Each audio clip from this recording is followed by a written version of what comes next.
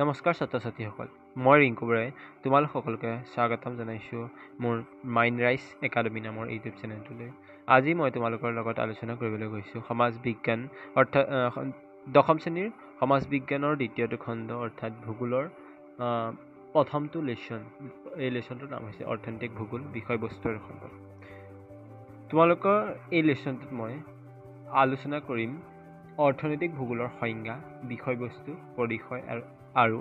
শাখা প্ৰশাখাসমূহ, সম্পদৰ অৰ্থ, গুৰুত্ব আৰু শ্ৰেণী বিভাজন, সম্পদৰ ব্যৱহাৰ, সম্পদ সংৰক্ষণৰ অৰ্থ, প্ৰয়োজনীয়তা, পদ্ধতি আৰু ৰাষ্ট্ৰীয় তথা আন্তঃৰাষ্ট্ৰীয় অনুষ্ঠানৰ ভূমিকা। এই সকলো তোমালোকৰ লগত এই পাঠটোত মই আলোচনা কৰিম আৰু তোমালোকে ভিডিঅ'টো শেষলৈকে চাবা যাতে তোমালোকে ভালদৰে প্ৰত্যেকটো কথা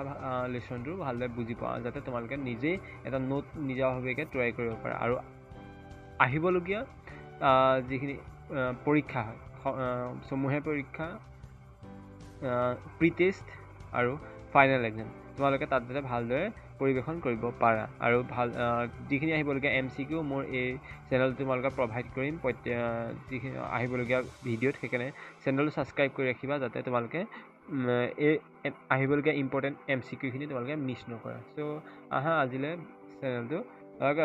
ভিডিঅ'টো আৰম্ভ কৰিম। অৰ্থনৈতিক ভূগোল বিষয়বস্তু আৰু সম্পদ আমাৰ প্ৰথম লেচনটোৰ নাম হৈছে। এতিয়া আমি প্ৰথম অৰ্থনৈতিক ভূগোলনো কি জনাৰ আগত আমি এটা কথা জানি ল'ব লাগিব যে ভূগোল বিষয়টোত দুটা ভাগ আছে। এটা হৈছে প্ৰাকৃতিক ভূগোল আৰু আনটো হৈছে মানৱ ভূগোল। এতিয়া প্ৰাকৃতিক ভূগোল মানে কি আৰু মানৱ ভূগোল মানে কি, আমি সেইটো কথা জানিব লাগিব। এতিয়া প্ৰথম কথা হৈছে প্ৰাকৃতিক ভূগোল। প্ৰাকৃতিক ভূগোল মানে হৈছে প্ৰকৃতিৰ লগত যিখিনি সম্বন্ধীয় ভূগোল, এইখিনি কি কয় প্ৰাকৃতিক ভূগোল বুলি কয়, মানে যিখিনি প্ৰকৃতিৰ লগত সম্পৰ্ক থাকে। দ্বিতীয়টো হৈছে মানৱ ভূগোল। মানৱ ভূগোল হৈছে মানুহৰ কাৰ্যকলাপৰ লগত যিখিনি জড়িত, যিখিনি কথা আমি অধ্যয়ন কৰিব পাওঁ, এইখিনি হৈছে মানৱ ভূগোল। আৰু মানৱ ভূগোলৰ অন্তৰ্গত এটা প্ৰধান শাখা হৈছে অৰ্থনৈতিক ভূগোল। এতিয়া আমাৰ লেচনটোৰ নাম হৈছে অৰ্থনৈতিক ভূগোল। এতিয়া আমি সেইকাৰণে অৰ্থনৈতিক ভূগোলৰ বিষয়ে ইয়াত ভালদৰে পাম। এতিয়া অৰ্থনৈতিক ভূগোল হৈছে ভূগোলৰ যিটো শাখাত সম্পদৰ উৎপাদন, বিতৰণ, উপভোগ আৰু বিনিময় আৰু ইয়াৰ লগত জড়িত মানুহৰ কাৰ্যকলাপ সমূহ স্থান আৰু কাল সাপেক্ষে অধ্যয়ন কৰা হয়, তাকে অৰ্থনৈতিক ভূগোল বোলে। এতিয়া অৰ্থনৈতিক ভূগোল মানে ভূগোলৰ যিটো শাখাই সম্পদৰ উৎপাদন, যিটো সম্পদ উৎপাদন হৈছে তাৰ উৎপাদন কেনেদৰে হৈছে, ক'ত হৈছে, তাৰ বিতৰণ কিদৰে হৈছে, তাৰ উপভোগ আমি তাৰ পৰা কেনেদৰে তাৰ উপভোগ কৰিছোঁ, আৰু বিনিময় কেনেদৰে তাক মানে বেচা কিনা কৰা হৈছে, বিনিময় কৰা হৈছে, আৰু ইয়াৰ লগত মানুহ কেনেকৈ জড়িত হৈছে, এই সকলো কথা আৰু ক'ত জড়িত হৈছে, তাৰ স্থান কি, সময় কি, অতীতত হৈছিলে নে বৰ্তমানে হৈছিলে, এই সকলোবোৰ যদি আমি অধ্যয়ন কৰোঁ, ইয়াক কি বুলি কয় অৰ্থনৈতিক ভূগোল বুলি কোৱা হয়। আৰু তোমালোকৰ এই লেচনটো যিখিনি মূল তোমালোকে জানিবলগীয়া কথা, এইখিনি মই তোমালোকক দেখুৱাই যাম। আৰু মই গোটেইখিনি তোমালোকক ডিটেইলছত বুজাই দিবলৈ বহুত টাইম লাগিব, সেইকাৰণে মই তোমালোকক যিখিনি ইম্পৰ্টেণ্ট মোৰ ফালৰ পৰা মই ভাবোঁ সেইখিনি তোমালোকক মই কৈ যাম।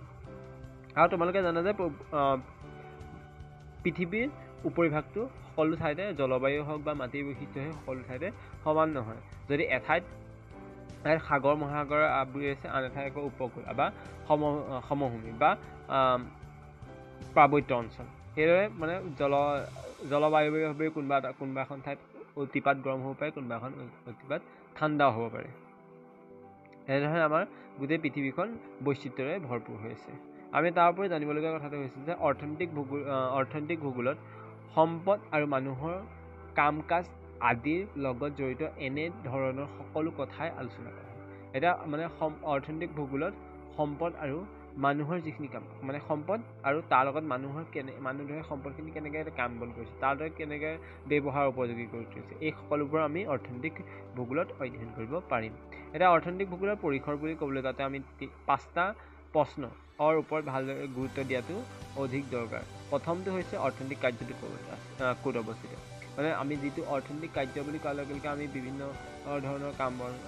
হ'ব, যেনেকৈ আমাৰ কৃষি কাৰ্য হওক, উদ্যোগ স্থাপন হওক বা উদ্যোগত কাম কাজ কৰা হওক বা প্ৰচাৰ, মানে যিকোনো, এইখিনি হৈছে অৰ্থনৈতিক কাৰ্য। এই অৰ্থনৈতিক কাৰ্য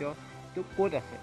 হয় নাই তাৰ বিষয়ে আমি অধ্যয়ন কৰিব লাগিব অৰ্থনৈতিক কাৰ্যটোৰ বৈশিষ্ট্য কি এতিয়া যিটো অৰ্থনৈতিক কাৰ্যৰ বিষয়ে আমি অধ্যয়ন কৰিম সেই অৰ্থনৈতিক কাৰ্য বা আমি উদ্যোগ এটা উদ্যোগৰ বিষয়ে যদি আমি অধ্যয়ন কৰোঁ তাৰ বৈশিষ্ট্য কি উদ্যোগটোৱে কি উৎপাদন কৰে কি কৰে তাত এইখিনি আমি জানিব লাগিব আৰু অৰ্থনৈতিক কাৰ্যটো কি পৰিঘটনা আন কি পৰিঘটনাৰ লগত জড়িত এতিয়া আমাৰ অৰ্থনৈতিক কাৰ্যতে আমি কি ঘটনাৰ লগত জড়িত এতিয়া ধৰি লওক আমাৰ কি হৈছে উদ্যোগ এটা আমি স্থাপন কৰিছোঁ এতিয়া আমাৰ উদ্যোগটো কি কাৰ্যৰ লগত বেলেগ কাৰ্যৰ লগত জড়িত হৈছে আমি এইখিনি অধ্যয়ন কৰিব পাৰোঁ ইয়াৰ উপৰিও অৰ্থনৈতিক কাৰ্যটো য'ত আছে তাত কিয় হৈছে আমি এতিয়া ধৰি লওক যিটো উদ্যোগ এটা স্থাপন কৰিছোঁ যে এই উদ্যোগটো তাত কিয় হৈছে আমি এইখিনি অধ্যয়ন কৰিব পাৰিম আৰু ইয়াৰ উপৰিও অৰ্থনৈতিক কাৰ্যটো য'ত আছে তাৰ পৰিৱৰ্তে আন ঠাইত হ'লে বেছি ভাল হ'লহেঁতেন নেকি অৰ্থাৎ এইখিনি এতিয়া মানে যদি মানে তোমাৰ ধৰি লওক উদ্যোগ এটা তুমি স্থাপন কৰিছা তাৰ পৰিৱৰ্তে তুমি তাত বেলেগ এটা স্থানত হ'লে বেছি ভাল হ'লহেঁতেন নেকি আমি এই সকলোবোৰ বিষয়ে অধ্যয়ন কৰিব পাৰোঁ মানে অৰ্থাৎ তোমালোকে ধৰি লোৱা উদ্যোগ এটা স্থাপন কৰিছা উদ্যোগ এটা যদি স্থাপন কৰিছা য'ত আছে ধৰি লোৱা সমভূমি অঞ্চলত আছে হয় নাই এই সমভূমি অঞ্চলতকৈ পাহাৰীয়া অঞ্চলত হ'লে বেছি ভাল হ'লহেঁতেন বা পাহাৰীয়া অঞ্চলত যদি উদ্যোগটো স্থাপন কৰা হৈছে তাৰ পৰিৱৰ্তে সমভূমিত হ'লে বেছি ভাল হ'লহেঁতেন এই সকলোবোৰ আমি অধ্যয়ন কৰি চাব পাৰোঁ আৰু এই পৰীক্ষাৰ এই 5টা প্ৰশ্নৰ ওপৰতে নিৰ্ভৰশীল আৰু ইয়াৰ মূল কথাটো হৈছে যে আমি 5টা কুৱেশ্যন পালোঁ এই 5টা কুৱেশ্যনৰ প্ৰথম 3টা পৰম্পৰাগত অৰ্থনৈতিক ভূগোলৰ লগত জড়িত হৈছে এইটো তোমালোকে মনত ৰাখিব লাগিব আৰু বাকী পাছৰ 4 আৰু 5 মানে বাকী 2টা এই 2টা আধুনিক অৰ্থনৈতিক ভূগোলৰ ভেটি ৰচনা কৰিছে মানে আধুনিক অৰ্থনৈতিক ভূগোলৰ লগত এই জড়িত হৈ আছে এতিয়া আমি এইখিনিতে মনত ৰখা দৰকাৰ যে আধুনিক অৰ্থনৈতিক ভূগোলৰ পিতৃ কোন হয় জৰ্জ চিজহম মানে তোমালোকে মনত ৰাখিবা MCQ ফালৰ পৰা ইম্পৰ্টেণ্ট হয় বা তোমালোকে লং কুৱেশ্যনতো কেতিয়াবা তোমালোকে উল্লেখ কৰিবা পাৰিবা যেতিয়া তোমালোকে পৰীক্ষাৰ বিষয়ে উল্লেখ কৰিবা আৰু ইয়াত আধুনিক অৰ্থনৈতিক ভূগোলৰ পিতৃস্বৰূপ জৰ্জ চিজহমে মানে কৈছিল যে এখন ঠাইৰ অৰ্থনৈতিক উন্নয়নৰ গতি আৰু দিশ নিৰ্ণয় কৰাটোৱেই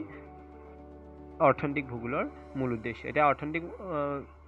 ভূগোলৰ মূল উদ্দেশ্যটো হৈছে যে এখন দেশৰ উন্নয়নৰ গতি এতিয়া উন্নয়নৰ গতি বুলি কোৱাৰ লগে লগে তোমালোকে জানিব লাগিব যে গতি কি মানে এখন ঠাইৰ যদি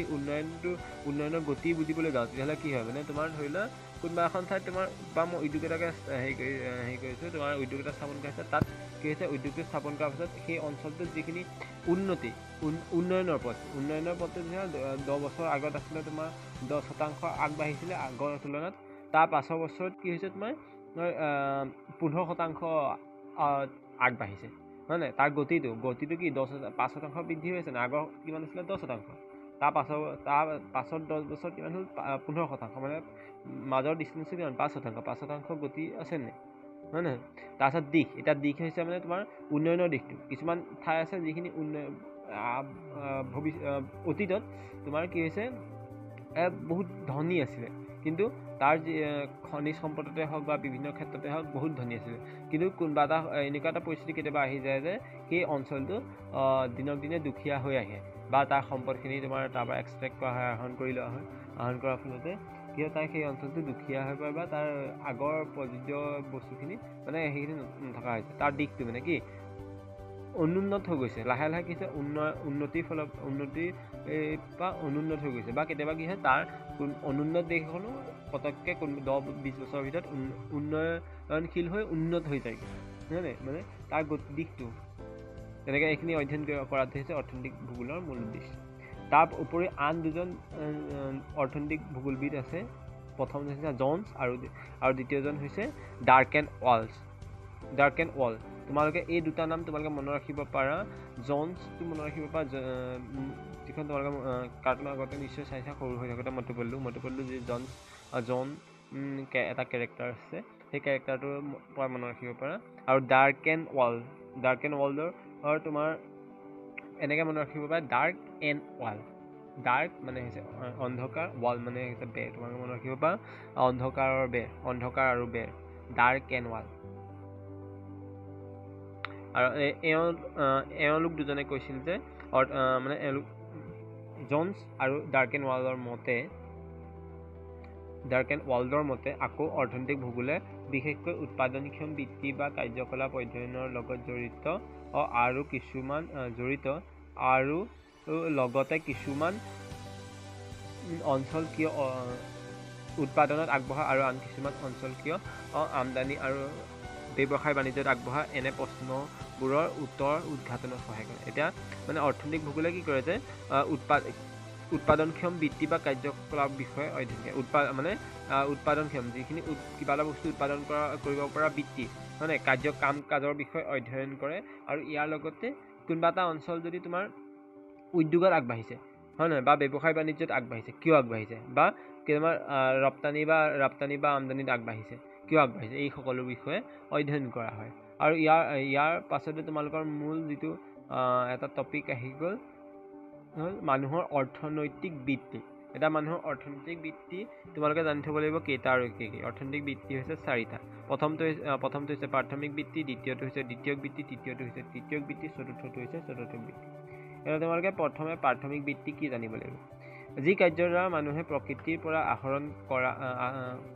পৰা সম্পদ আহৰণ কৰে তাকে প্ৰাথমিক বৃত্তি বুলি। মানে ইয়াত উদাহৰণ দিয়া হৈছে যে কৃষি কাৰ্য, মাছ ধৰা কাৰ্য, খনিজ সম্পদ আহৰণ, বনজ সম্পদ আহৰণ ইত্যাদি। এতিয়া তাৰমানে হৈছে তোমালোকে প্ৰকৃতিৰ পৰা আমি প্ৰথমে যিটো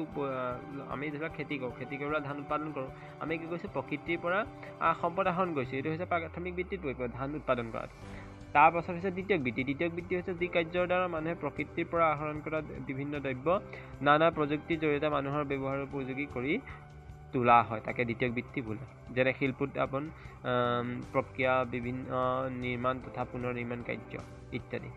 এই তোমালোকে জানা যে আমি ধৰি লওক উৎপাদনত কি হৈছে